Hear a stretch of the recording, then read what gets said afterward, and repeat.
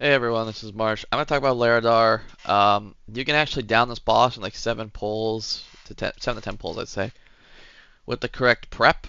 So the first thing I kind of want to talk about here is the note.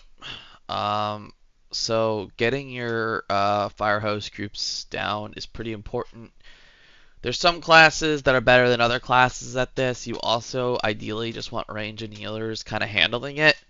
So you can see here that we have uh, a Disc Priest and then two Aug Evokers doing the first set, and then a Holy Priest, a Mage, and a Hunter the second, and a Holy Paladin, a Bounce Druid, and a Hunter doing the third. And we had this last phase thing we were playing around with, and you'll see us do this in the video, but this is not necessary. The other thing to note is this is extremely important timers. So we're picking up the first hose at 40 seconds and breaking at a minute, second one at 2:30 and breaking it at 3 minutes, and the fourth one at 4 minutes, and then you just go until it's empty. The other thing to note here is this big contraption is for soaking fire orbs coming out of the flower mechanic. Um, you can do this if you want. It's definitely going to help more than it doesn't. But you're almost at the point where you have enough gear where it doesn't matter because you're pushing the boss quickly. The one thing I know with the fire orbs is don't take more than 2 if you're a DPS or healer. I think tanks can go up to 4. And we'll kind of go over that when we see it. And then the last part of the note is the CCs. You can see we have marks around the room, and then we have a CC assigned to every single mark for the last phase. And then there's the healing note. Talking about a healing comp, you can kill it with anything, but there's some classes that are way better than others, and we're not even using one of those classes. So Mistweaver and a Holy Priest can combo heal like the branches up extremely efficiently. Um, and then everything else is kind of like you can play it or not play it. But those two classes, having at least one of them, is going to help your prog a lot. So, and also any DPS group works. It's just better to have range at least carrying this so they don't lose as much uptime. Which set is it? So we're going to go here and we're going to start. So the first thing we're going to do is we're going to drag it to this corner and we're going to bait fire. So fire is going to bait over everyone. And then you're going to have the kite around. Also, these ads are going to come down. These ads, when they die, they need to be healed and then rescued or gripped into the middle, and you're going to see that here. So we're getting kicks. Don't let these go. You can kick or stun them. You don't need assignments. They don't kick that much. And now we're moving for fire. We don't have a weak aura here. You can see the debuff in the top right, but a lot of groups now have a weak aura that tells them. And we're moving for 10 more seconds here, and we're all kiting on one marker. And now you can see these ads being healable because we killed them. And you can see that was a rescue, that was a rescue, and that was a grip. So these guys left early from stacking the fire to just handle that, because what that's going to do is it's going to reduce the run distance that the ad needs to run to the middle to start healing the hose, which is really important because now they're right here. We're still healing them, still healing them, still healing them. It's really important. There's like basically just say really loudly in comms for healers to heal these ads. Sometimes they forget. All right, so now you have the orb mechanic, and so this one got sniped. But again, this is why like borderline doesn't matter, because you want to give orbs to people so they get a damage increase. But with the amount of gear, even that we have, and this is like week 1, it just didn't matter. But you can totally just like you can get an orb and then just not take more than 2 because you'll start stacking up. Um, Another thing to note is if you're setting up this note, like I am in group 2 of the fire hose, so I'm assigned to get the first 2 orbs because by the time the next orb sets come, I'll be using the hose and I cannot assist. So you have to be a little smart with that. And you'll also see like a healer here on the third set. This is just backup. He's not even in, so it's just like placeholder. So like, okay, I didn't even talk about that. This is placeholder right here. You can let 1 orb hit the boss, even 2 to 3 or 4 orbs now with the amount of gear you have, and like nothing will really happen. Things like this charge will do more damage. But you can see here we're kiting in these little pockets that we're trying to find, and they're going to bring the charge over out into the stuff and try to reduce the damage we're taking. Now the first group's doing the hose, and they're trying to take out, like, basically the goal with the hose is, I'm going to show it when I do it, is you're going to hit the bramble. That's the first thing you do. You can see it here. And then you will try to clear as much around the circle as possible. So you're trying to clear around the circle, and they're probably going to go for that next. But again, you want to break here at 1 minute, so they have 3 seconds left, and they're going to break all 3 chains. That one, they're still doing. They should break. There you go. You can go a little more. That's fine. He just wanted to finish that patch. And now these ads are going to keep healing, but we have a charge, and as well as, like, we're healing this up, and we're going to talk about this when I do it. But this is, it's like the heroic mechanic. So it's going to get healed up. We're going to get these orbs, and then we're going to get in. And then we're going to continue. So this ads, the first ads came down before you started moving. These ads are going to come down before you're moving. So you're going to see we're going to find an open area, and the ads are going to come down, and we're going to kite around the edge of this room. We're getting kicks, we're getting kicks, we're getting kicks, and now the ads are dead before the fire starts dropping. Also, when these ads die, they drop a giant explosion that will, like, basically virtually one-shot you. So now the ads are here. They should be gripped and rescued in. There's a grip. That's a knock. We're getting them as close to the middle as possible. And now we're juicing them up. Juice, juice, juice. And now we're starting to move for fire. You can see the debuff here. So we're kiting around. And you can see that the next group's coming up in 2:30. I'm in the second group. I'm going to go in even though there's fire. And the first thing I'm going to do is hit the brambles targeting someone. You can see we're pinging it to make it easier. Alright, and I'm clearing the fire under the brambles, because when the brambles gets healed to full, clear all the fire around it, but if there's fire under the brambles, it's going to make it way harder to heal the brambles. And now the goal is to clear, again, like around this middle circle. So I'm trying to weave in stuff here, but I really should just be, like, at this point, you should just be focusing on just clearing as much as possible. And again, we're looking to break here at about 3 minutes. So we're clearing, we're clearing, we're clearing. Just trying to get as much space, and we're gonna break. We're gonna break all 3 chains. And now let's talk about how the chains work. I didn't draw this image, but so I'm not taking any credit for this. But this is an example of how it works.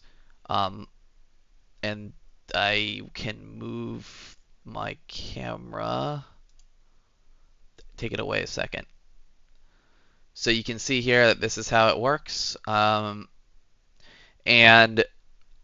basically the in short is that player 1 is going to grab the seed, player 2 is going to step in a green circle that player 1 will now have around them, and player 3 will step in the green circle that player 2 has around them, and that will make the chain, and then the fire hose will start. That's the general idea of how it works. So let's just back it up. So you're going to see here we're leaving right at 2:30. And this guy was the first target, and he picked it up 1 second before, which is fine. So this was our priest healer. He picks it up, and then this is the mage running in right now. He gets it, and then I run into the mages, and then we're going to use the hose. And this line can be broken by any party. So you need to move together to make sure that it doesn't break, because you don't want to break it until the time, and when the break comes, you just break all 3 parts of the chain. So we're clearing,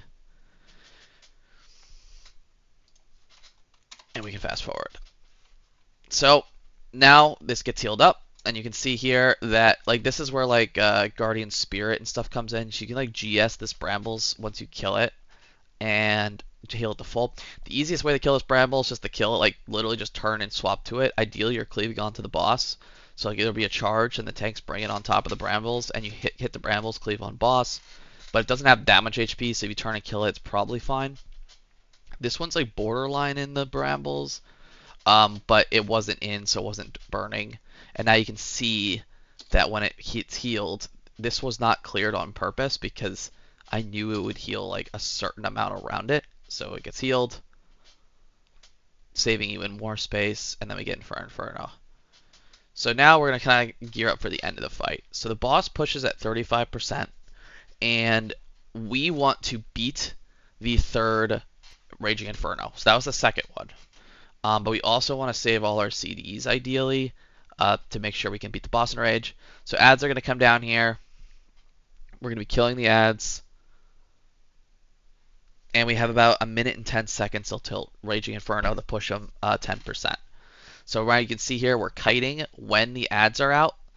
So range kicks might be necessary. We have a charge, and then we have these treants. They're sitting in fire, so they're taking less healing. But you can see we're gripping and rescuing them in. One more. Yep, there you go. And we're getting the orbs, and now these treants are being juiced up.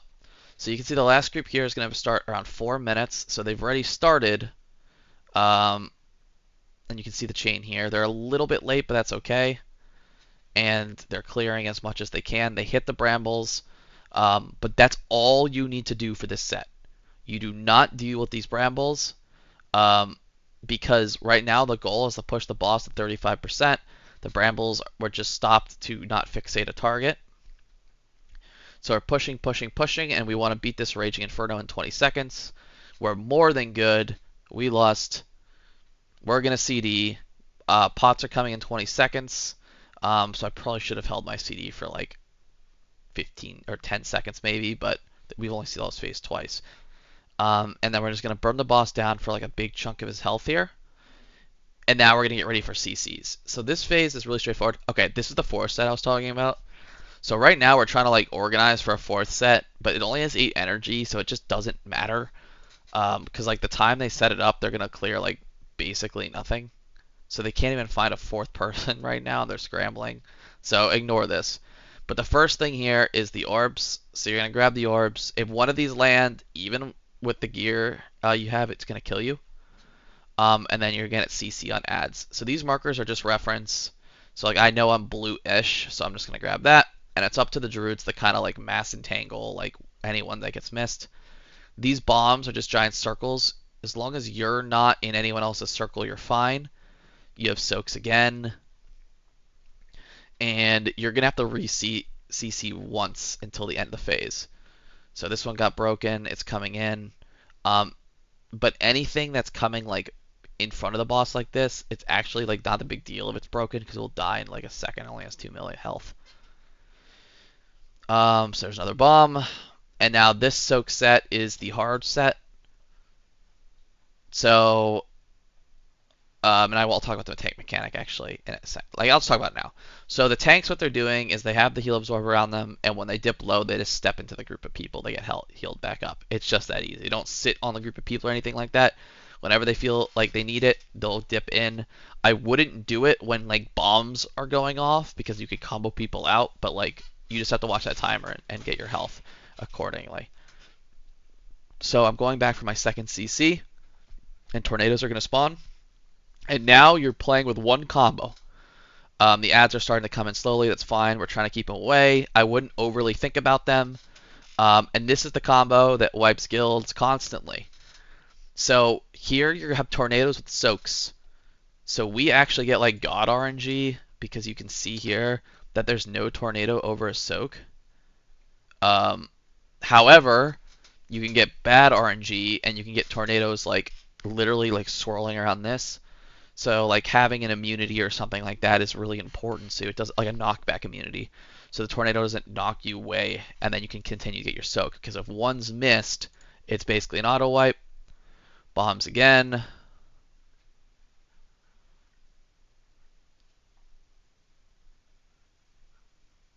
And then we're just grouping up here for AoE healing. There's going to be one more soak.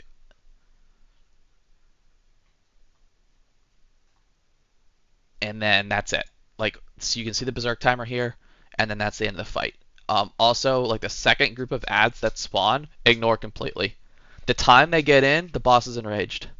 So we get the last soaks. And that's it. And then you beat that enrage. We're 1 second ahead of enrage on this kill. And that's basically the fight. It was down for us in like 9 pulls. I think this was the second time you saw this phase.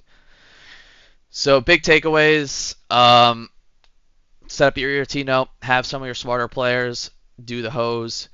If you're down range players and you need um, like make sure like maybe the non-hose person is taking up the easier role. So like if you're a weaker player, maybe make them go second. We usually have healers go first, just because they can stand there and heal most of the time. Um, Other than that, though, like it doesn't matter for us because like all our players knew what they were doing. But in terms of like prog, just like the third position is super critical. Make sure that you hit your bramble. Make sure you clear the fire under the bramble. Make sure that you're healing the ads at all times. And you have CC assignments. Uh, Other than that, that's it for Larodar. Again, with the right prep, you can get this done quickly. One thing I will note is a lot of guilds doing this boss now. I've noticed because I've helped a few of them have players with 447 enchants, non-primary stat gems. They're clearly not simming their character. This boss and Smolderon are not bosses you can do if you have players who are not maximizing their character's potential in terms of just gearing. Like obviously you're not going to have like the most perfect players, but if they're not gearing properly, you're putting yourself at a disadvantage. So this is the perfect boss to test that, figure out what people are doing, and make sure they're setting themselves up to succeed. And now you're going to be wiping to enrage. Other than that, that's all I got. Good luck on Lardar. Smolderon's out later. Peace.